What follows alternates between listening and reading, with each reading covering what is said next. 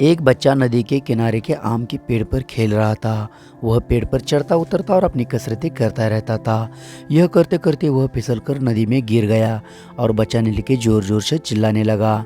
नदी के पास ही रहने वाला एक साधु बच्चे की आवाज़ सुनकर वहाँ भाग कर आया और उसने नदी में छलांग लगाकर उस बच्चे को बचा लिया। उस बच्चे को बचाने के बाद बच्चे ने कहा, महाराज जी, मैं आपको धन्यवाद कहना चाहता हूँ। लेकिन साधु ने कहा, बच्चे, अभी धन्यवाद कहने की ज़रूरत नहीं है।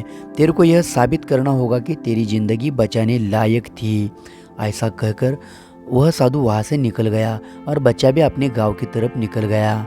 ऐसे करते करते बहुत दिन निकल चुके थे। वह साधु भी उस नदी के किनारे ही रहता था और बच्चा अपने गांव में रहता था।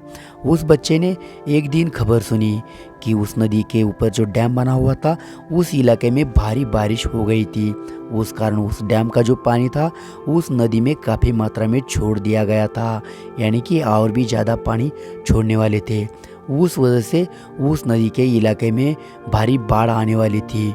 यह सुनकर बच्चा दौड़कर उस साधु की झोपड़ी के पास पहुंच गया, यानी कि नदी के किनारे पहुंच गया।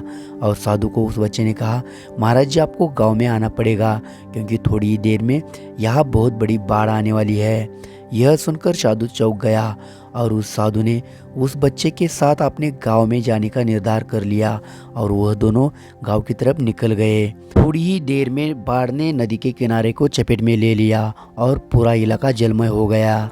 यह सुनकर साधु की आंखों में पानी आ गए और साधु को वह बात ध्यान में आ गई जिस बात को साधु ने उस बच्चे को कहा था।